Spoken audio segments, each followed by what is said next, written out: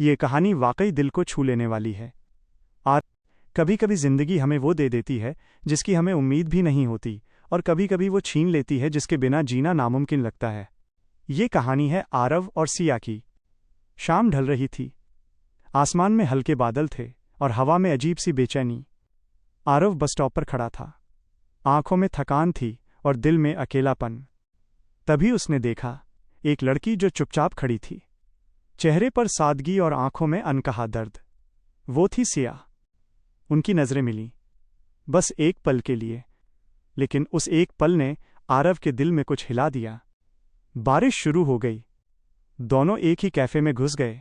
सिया की उंगलियां कांप रही थीं। आरव ने बिना कुछ कहे उसके सामने कॉफी रख दी। सिया हल्के से मुस्कुराई। Thank you. बस यहीं से दो अनजाने दिलों की कहानी शुरू हुई। दिन बीतते गए। कॉफी से चाय, चाय से लंबी बातें, हंसी, खामोशी और कभी कभी बस एक दूसरे को देखना। आरव अब रोज सिया का इंतजार करता था, और सिया आरव के बिना दिन अधूरा लगता था। आरव को समझ आ गया था मुझे उससे प्यार हो गया है, लेकिन सिया की आंखों में खुशी के साथ डर भी था।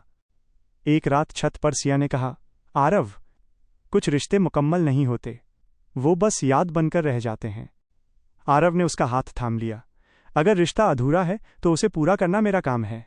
सिया की आंखों से आंसू बह निकले। एक दिन सिया अस्पताल में थी। आरव भागता हुआ पहुंचा। सिया ने धीमी आवाज में कहा, मुझे दिल की गंभीर बीमारी है, मैं तुम्हें खोना नहीं चाहती थी, इसलिए दूर रहना चाहती थी। आरव का दिल टूट गया, लेकिन उसने कहा, प्यार में डर नहीं होता सिया, बस साथ होता है। इलाज शुरू हुआ। दवाइयां, अस्पताल, दुआएं। आरव हर दिन सिया के पास बैठा रहता। कभी कभी सिया बेहोश हो जाती और आरव बस उसका नाम दोहराता रहता, तुम्हें जाना नहीं है, अभी बहुत सी बातें बाकी हैं। ऑपरेशन की रात सबसे लंबी थी। आरव बाहर बैठा दीवार से सिर टिकाए रो रहा था। सुबह जब डॉक्टर बाहर आए, आरव की सांसें रुक गईं। ऑपरेशन सफल रहा है। उस पल आरव को लगा जिंदगी वापस मिल गई। कुछ महीने बाद वही कैफे।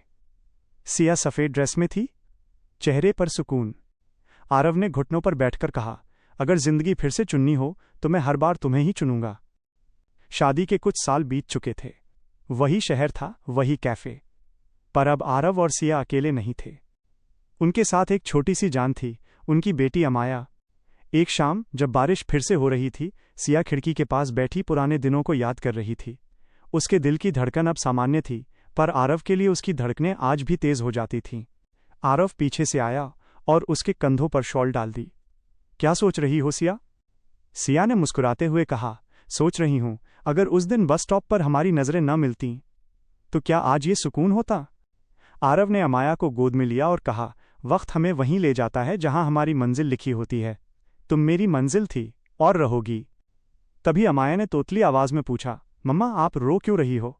सिया ने अपनी आंखों के आंसू पोंछे, जो अब दुख के नहीं खुशी के थे। उसने आरव का हाथ जोर से पकड़ लिया। वो समझ गई थी कि जिंदगी कभी कभी बहुत कुछ छीनती है ताकि हमें वो दे सके जो हमारे लिए सबसे कीमती है। सिया ने धीरे से कहा, आरव, तुमने अपना वादा निभाया। रिश्ता अधूरा था, पर तुमने इसे पूरा कर दिया। बाहर बारिश तेज हो रही थी, पर कैफे के अंदर प्यार और सुकून की गर्माहट थी। वक्त अपनी रफ्तार से चलता रहा। अमाया बड़ी हो गई थी और आरव सिया के बालों में थोड़ी चांदी झलकने लगी थी। उनकी शादी की 25वीं सालगिरह थी। दोस्तों और रिश्तेदारों ने बड़ी पार्टी की सलाह दी, पर आरव ने सिया की आंखों में देखा, वहां आज भी वही सादगी थी जो उस दिन बस स्टॉप पर थी। आरव ने धीरे से कहा, पार्टी नहीं सिया, चलो वहीं चलते हैं जहां से सब शुरू हुआ था। वो उसी पुराने कैफे पहुंचे। वही मेज, वही कुर्सियां, बस अब वहां कॉफी की खुशबू के साथ यादें भी बसी थीं। अमाया ने चुपके से एक छोटा सा केक मंगवाया। सिया ने केक काटते हुए कहा, आरव, मेरी बीमारी के वक्त जब मैं बेहोश होती थी तब मुझे तुम्हारी आवाज़ सुनाई देती थी। तुम कहते थे, ना, अभी बहुत सी बातें बाकी हैं। आरव मुस्कुराया और जेब से एक पुरानी डायरी निकाली। हाँ, और मैंने उन सब बातों को लिख लिया था ताकि एक भी बात अधूरी न रहे। डायरी के पहले पन्ने पर लिखा था, शुक्रिया मेरा साथ न छोड़ने के लिए। उस रात घर लौटते वक्त सिया ने आरव के कंधे पर सिर रखा। उसे एहसास हुआ कि प्यार सिर्फ जवान दिलों की धड़कन नहीं है, प्यार तो वो है जो उम्र की ढलती शाम में भी एक दूसरे का हाथ थामे रखे। आसमान में चांद पूरा था और आरव सिया की कहानी भी। बरसों बाद शहर का शोर थोड़ा बढ़ गया था, पर आरव और सिया के घर में वही पुरानी शांति थी। एक सुबह सिया बरामदे में बैठी अखबार पढ़ रही थी। तभी उसे महसूस हुआ कि उसकी तबीयत थोड़ी नासाज है। उसे वही पुराना डर महसूस हुआ। पर जैसे ही उसने पीछे मुड़कर देखा, आरव हाथ में गर्म चाय का प्याला लिए खड़ा था।